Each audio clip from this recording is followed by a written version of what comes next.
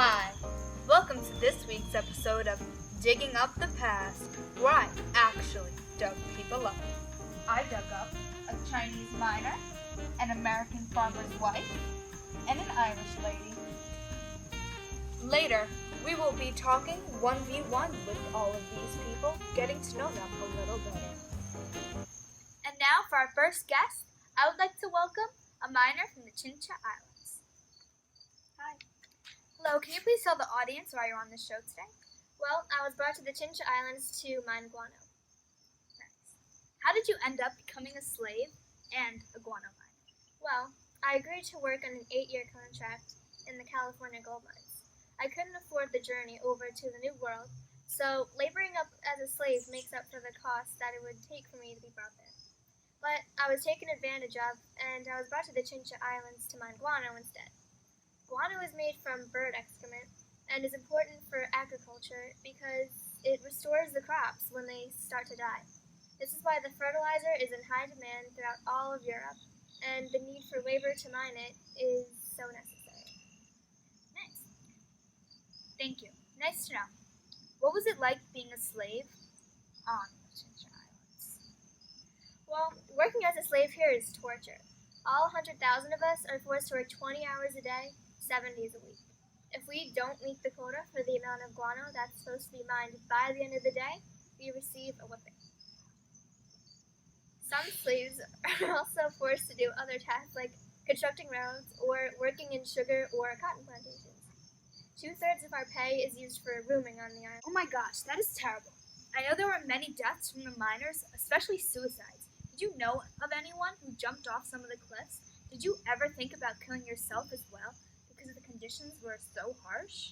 Yeah, lots of slaves who I worked with became so fed up with working here that they threw themselves off of the cliffs and into the ocean. One day, the only friend I made on the island said he was going for a walk. Next thing I know, he's floating face down in the ocean. So many people died that the overseers had no choice but to mark off a whole acre of the guano mines as a mass cemetery for the victims. The things that happen on this island are so terrible, and I would do anything to be able to leave. I'm so sorry that you had to go through what you did. Thank you so much for being You're here. welcome. Talk to you later.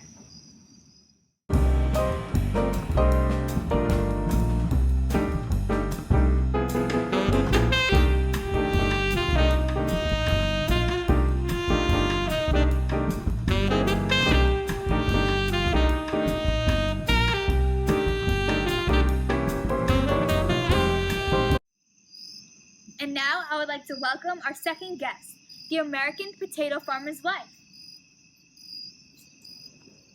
She's coming. Hi, thank you for having me. No problem. Can you just answer a really quick question that why you're on the show today? Yes, because I've lived in the tragic time of the Colorado beetle.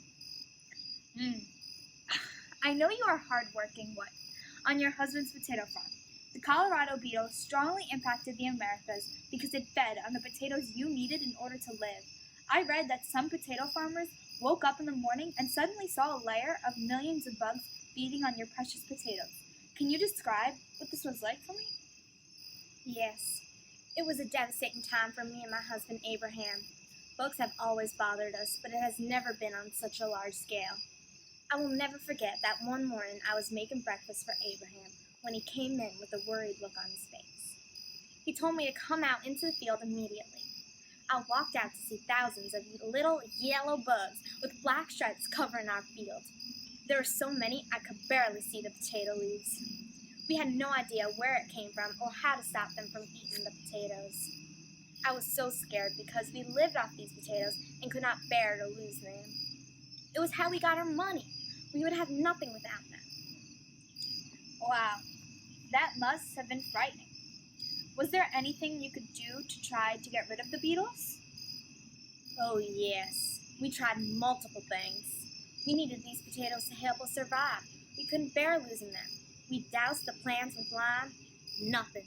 Sprinkled sulfur, nothing. Spread ashes, nothing.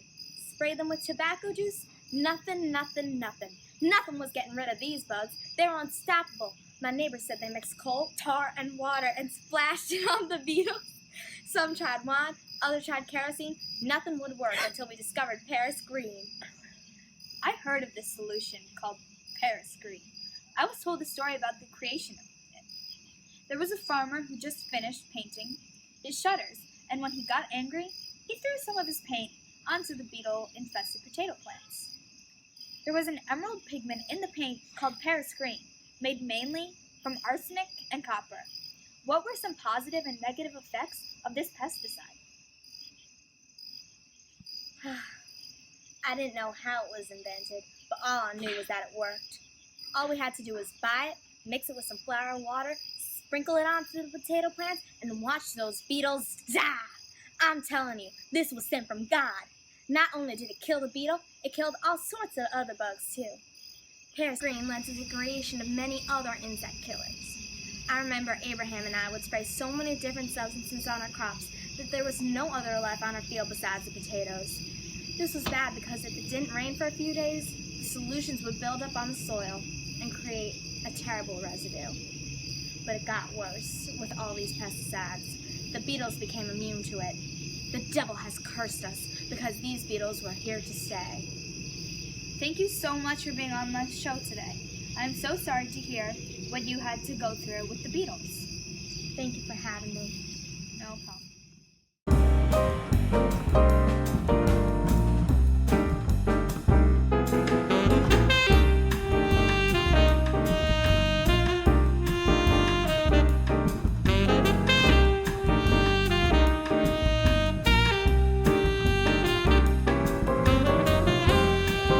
Now for our final guest, the Irish lady. Hi. Hello. Can you say why you're on the show? I went through the Great Hunger. I'm so sorry you had to live through the Great Hunger and had to witness so many deaths caused by starvation. From past knowledge, I know the Great Hunger killed half the population in Ireland, and it left families with two options: to die of starvation or to steal food from other people. Did you ever steal food from anyone for the survival of your family? Yes, it sure was hard. Being that I witnessed my children both die and my husband left me, I was all alone with nothing to eat. It's just so sad that I grew up eating so many potatoes. They were everywhere, you know? And then they were just gone. I'm not going to lie, I did have to make some life-changing decisions. I have stolen food before. I had to do what I had to survive. I stole from the rich who had plenty. I would never steal from a person with the same status as me. This must be very hard for you to talk about. Do you mind if I ask a few more questions? No, not at all. Ask away, that's why I'm on the show. Okay, thanks. The crime rates went up, especially murder. Did you know anyone who was murdered so someone could take their food? Well, my two little girls were given food from a nice, wealthy man. I was so pleased that day. It gave me hope. I didn't have much, but that sight gave me enough to get through what happened next. 3 men dressed in thin, ripped clothes jumped on my baby girl. I was inside our little torn-down cottage, looking from the top window, while they were at the end of the driveway. I still remember the panic that ran through my body. As the man leaped onto my daughter, I froze. The men tried to take the bread from their little hands, but my 2 little fighters wouldn't let go. They held on for dear life. As I ran to save them, I heard a bang, and then the screaming stopped. My first step out of my house was slow, impatient. I still remember the sight. My beautiful daughters were on the ground, blood running down their face. The bread was gone. I ran to their bodies and couldn't believe what had just happened. That same night, my husband left me. You might be thinking how I made it through. Well, the answer to that is my girls. They held on to that bread for their life. And that's what it cost them. So I lived every day after that with the same attitude. I couldn't take life for granted. And I found whatever food I could, and sometimes stole. I had to. Oh, that's devastating. One more question. Before the Great Hunger, Ireland was thriving because potatoes created a population boom, because they were easier to grow and they held many healthy nutrients and vitamins the body needs. They grew effectively and were able to grow in poor soil. What was it like living in this great period of time? Tell me some details about the people and how much of a population boom there was, even though I already know it doubled Europe's population. That was a time. While I was growing up, there was enough potatoes to last a lifetime. It was amazing how great the industry was. People ate potatoes for breakfast, lunch, and dinner. When Ireland gained the potato as a crop, people started having babies left and right because no one had to worry about food. It was just always there. For myself, and I think many others would agree, that I feel ashamed to have taken the potato for granted. They were just everywhere. I felt as if it were normal. I would have never thought the Great Hunger would have happened. That must have been so hard, going from having so much potatoes to literally nothing. I know. Next question. What are P. infestans? Oh boy, I know a lot about this. P. infestans is a type of water mold that also counts as a fungus. It tends to attack members of the nightshade family, such as potatoes, eggplants, and tomatoes. When blown in the wind, it sends out spores. If this method succeeds and the spores land on a plant, it releases zoospores, which are mobile cells that travel through the moisture on the leaf or stem, looking for the stomata so it can infect filaments. And then, after germination, they invade the cells of the plant and change the structure and functions that performs inside. The plant ends up providing for the fungus rather than itself, and as a result, the outer skin of the potato turns dry and turns a red-brown color. It's nasty. Because the distinction between the healthy and contaminated part of the potato tissue is unclear, the entire potato is thrown away. Thank you so much for being on my show today. It must have been so hard going through what you went through. I couldn't even imagine.